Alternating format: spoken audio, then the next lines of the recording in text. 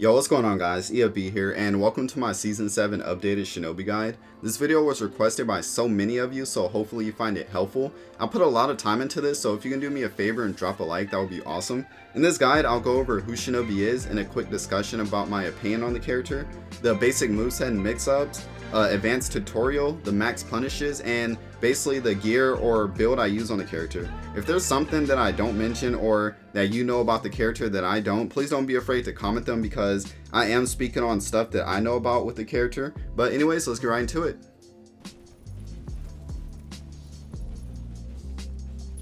Before we get into the guide, I want to discuss my opinion on Shinobi. So Shinobi released in Season 2 of For Honor, and the character has been through so many nerfs. Even changes that have been made to the game has been killing off the character. As Shinobi stands right now, I feel he needs a rework. Many people consider him A tier, and I can agree he's either lower A tier or B tier, because in high level gameplay you can literally spam kicks, lights, and just stay far away from your opponent. That gameplay though is really boring and it can get frustrating to deal with. I feel the character needs more mix-ups to give us options because the character is really predictable and spammy.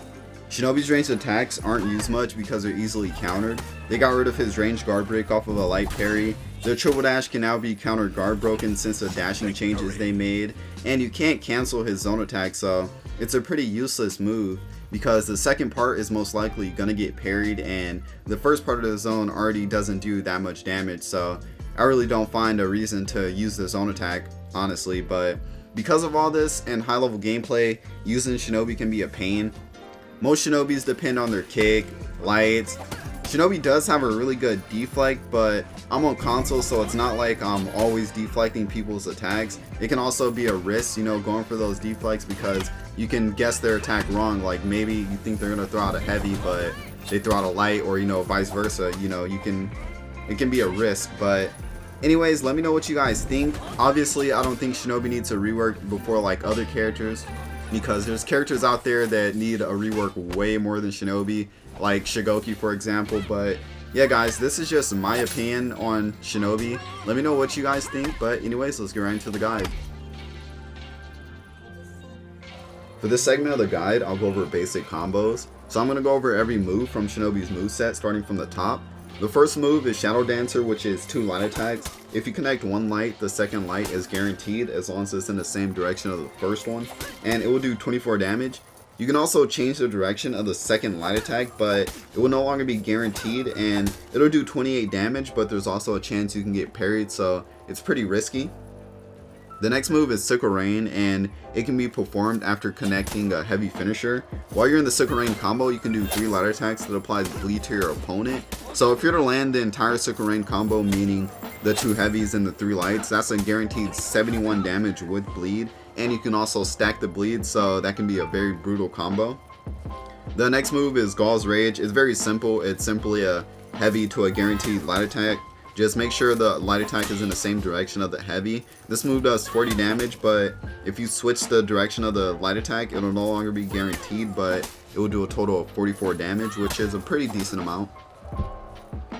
Next thing we're going to talk about is Shinobi's unlock moves. So Shinobi has a super sprint, and to do this you basically press the run button twice and you'll have a slight speed boost. This is really good for getting out of sticky situations. For example, say you're getting ganked by 4 people, you probably don't want to fight that off because as a Shinobi, he has really low health and you're probably going to end up getting wrecked. So you can just use a super sprint and get up out of there. So there's also another unlock move called Tackle, and you can basically do this by running and pressing the guard break button, and you'll slide into your opponent, which makes them fall. You honestly get nothing from it, and it's weird because sometimes you can get 1 light attack in and the second light can be blocked, but I guess it's just the timing. This move is honestly pretty useless in non-4v4 game modes because you get nothing from it basically, but just 1 light attack that does, I believe it's like 10 or 14 damage. But if you do this in 4v4s, when you slide into your opponent, if you have a teammate next to you, they can possibly get a light or a heavy in, so that can also be pretty useful in those type of modes. The next moves we want to talk about are Shinobi's charge and ranged attacks. For the first move, Charge, you hold the heavy button, and the charge has 2 levels to it. The longer you hold it, the more range your attack will have, and while you're in a charge, you can either release it for a ranged heavy, or you can either press the guard break button for a ranged guard break. A quick tip, ranged attacks are easily countered, and with the ranged heavy, if your opponent simply block it, they'll get a guaranteed guard break if they're in a range for that. And also, if they either parry your ranged heavy or if they counter your ranged guard break, you'll end up falling on the ground, and most characters are able to get a guaranteed heavy off of that. So I try to use these attacks when they're guaranteed, so I recommend you guys use these very careful. But let's get into the next moves. The next two moves we're going to talk about can be done by using your charge. The first one is Spider Silk Whip. You basically do it by holding and releasing your heavy, and if the ranged heavy connects, you're able to follow up with another ranged heavy by simply going for another heavy. You don't have to charge it again, and you can also feint the second ranged heavy and go into some other mix-ups if you want. The next move is the Sickle Rain mix-up. You can basically perform this by doing a ranged guard break, and when you bring your opponent in, just immediately go for a heavy attack, and this will put you into the Sickle Rain. From this, just get your guaranteed 3 light attacks. Remember, they do apply bleed to your opponent, and the damage can be stacked, so that can be a pretty brutal mix-up. The next moves we're going to talk about are Shinobi's double dashing moves, and I'll get more into the quad dash and smokeless dash in the advanced part of the video, but basically, to double dash, all you do is press the dodge button twice. It doesn't have to be only forward. The dashes can be mixed in different directions. But after the double dash, you have multiple options. You can do Shinobi's opener, which is the dash kick. To do this, basically, you double dash and press the guard break button. We'll get more into the potential mix-ups in a little. But after the double dash, you can also do light attacks or heavies, which can be pretty useful because most people expect a kick after the double dash. So basically, to do this, you double dash, go for lights, or double dash and do heavies. It's pretty simple, but that can also catch your opponent off guard, and it can be pretty good sometimes. So since we're talking about the kick and double dashing, I'm going to get more into what type of damage you can get from the kick. The first move, charge kick mix-up, you can do by basically double dash kicking, then following up with a heavy attack right after. The kick will drain your opponent's stamina, and the heavy is guaranteed, which does 25 damage, so that's actually really good. You can also do a ranged guard break after the kick, but this move is very risky because the ranged guard break is easily countered. Honestly, don't use this move at all because I get punished 99% of the time. So the next move we're talking about is the front roll. You can do this after every ranged heavy. Simply charge your heavy, then release it, and if it connects, when you press the dodge button, you should do a forward roll. There's also 2 other moves you can do to combo with this. The first one is the front roll kick, which is done by pressing the guard break button after the front roll. You should do a backflip that drains your opponent's stamina. And the next move is the crushing front roll, which is done by doing a heavy right after the front roll. If you catch your opponent with the heavy, it also takes you into the Sickle Rain mix-up. This move is actually really good for catching people who dodge a lot. Okay guys, we're almost done with the basic guide. So the next thing we're going to talk about is the backflip. You can do this after a light, heavy, or kick. You basically press the dodge button immediately after doing one of those 3 moves, and you should perform a backflip. The crushing backflip can be done by basically doing a backflip and following up with a heavy attack, and the backflip grab can be done by doing a backflip and following up with a guard break. Now, both of these attacks do come out as ranged attacks, and like I said earlier, ranged attacks are easily countered, so I recommend you guys use these at your own risk. So the last thing we're going to talk about in this basic guide are going to be Shinobi's zone attack and his deflect. I'm going to be honest, Shinobi's zone attack is pretty useless because you can't cancel it. It's most likely going to get parried during the second half of the zone, so it's a very risky move to do. Shinobi also has an auto deflect, meaning if you just dodge into the attack, you should get guaranteed bleed damage. I'll talk more about that during the advanced guide, but yeah, you can just simply dodge into the attack. You don't have to follow up with any type of button, and you should get 25 damage of bleed from that. And like I said, bleed can be stacked, so deflects can be a really brutal move as well. But yeah, hopefully you new Shinobi mains found this basic guide helpful, but we're going to get into the advanced guide.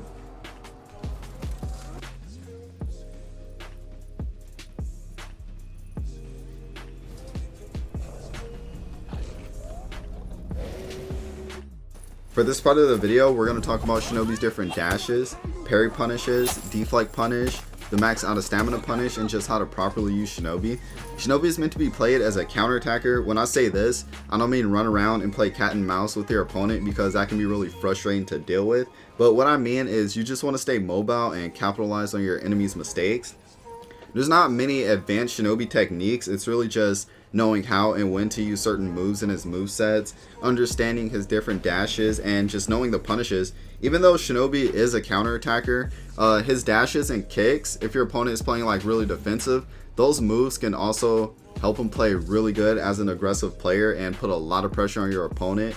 So speaking of dashing and kicks, we're going to get into the advanced part of the dashing. The double dash is simply just dodging twice, and you can put a slight delay on the second part of the dash, which is helpful towards characters like Raider, who can dodge guard break. Delaying the second part of the dash will allow you to kick the Raider because at regular speed, he can just dodge guard break and punish you before you're able to kick.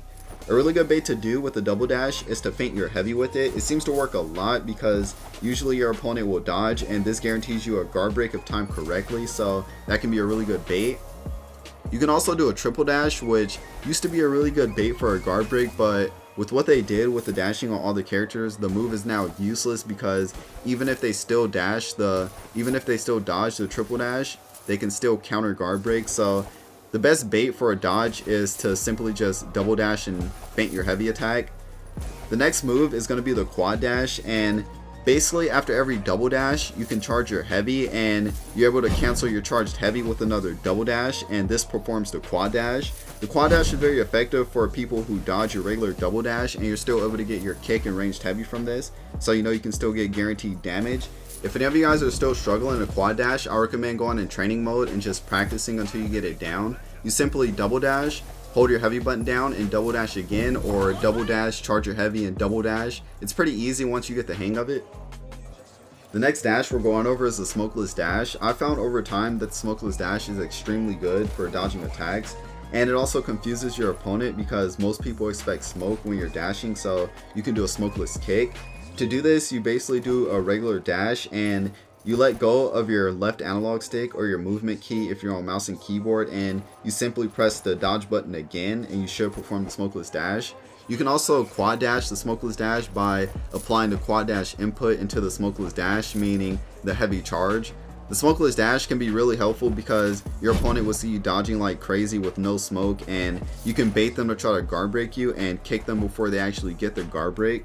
You can also mix smokeless dash and regular dashing together. I don't use this, but I'll show you guys some potential mix-ups you can do.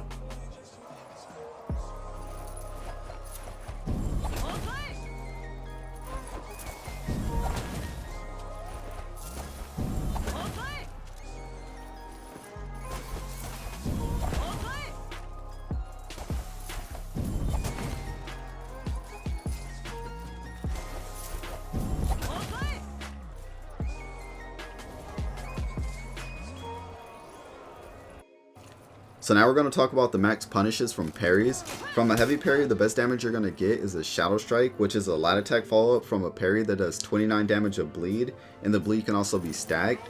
From a light parry, the best damage you're going to get is a heavy attack to a guaranteed light that does 44 damage. But if you want to risk getting parried, you can change the direction of the light attack for a total of 44 damage. If you parry your opponent and he's out of stamina, when he hits the ground, you can unlock from him and get a guaranteed 2 heavy attacks. You just got to make sure you're unlocked like I'm showing in the clip on screen. Also, if your opponent is out of stamina and you manage to guard break him, you can throw him to the side and you can also get the 2 unlocked side heavies from that too. For deflect punishes, if you deflect a heavy attack, follow up with a teleport light attack, which is simply a light after the deflect, and it should apply bleed to your opponent. If you deflect a light attack or a dodge attack from an assassin, you should be able to do a teleport kick by pressing the guard break button after the deflect, and you should be able to get a guaranteed ranged heavy off of this as long as you throw it out in the direction your opponent wasn't last blocking in. Remember guys, this is from a light deflect, but you'll get a total of 50 damage of bleed, and just like any bleed, it can be stacked, so this can be a crazy mix-up if successful. But hopefully you guys found this part of the video helpful. Honestly, to be advanced with Shinobi, all you have to do is understand the character's move and a dashing. He doesn't really have too many advanced stuff, but anyways, we're going to move on to the build or the gear set I use, but let's get right into it.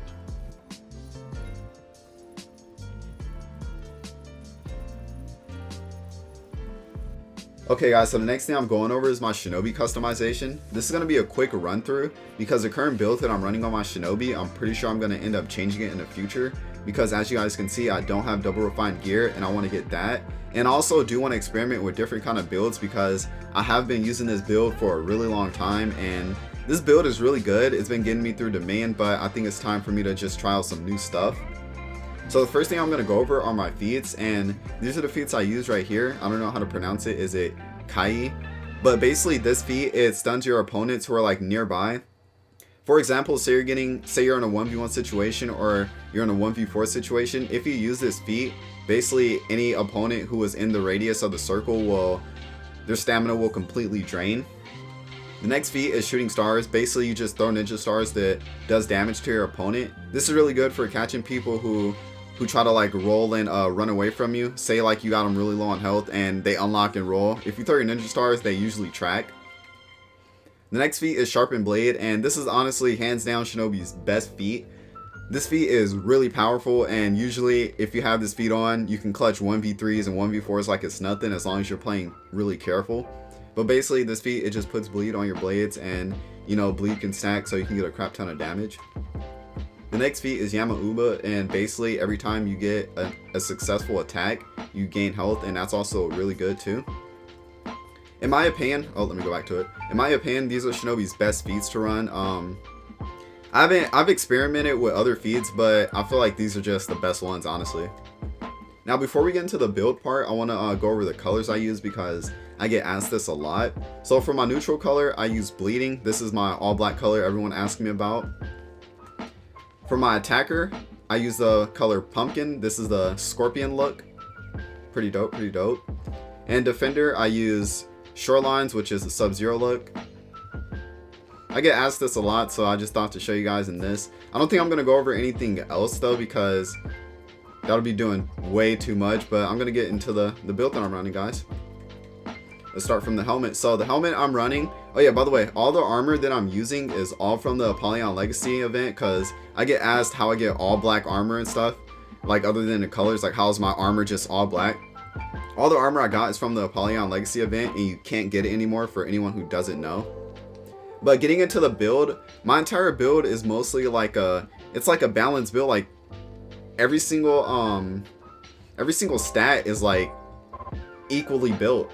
It's not like two stats are like really strong, then one stat is really weak. So my build is kind of like a balanced build, but I'll show you guys my stats real quick, and then we'll just go through everything.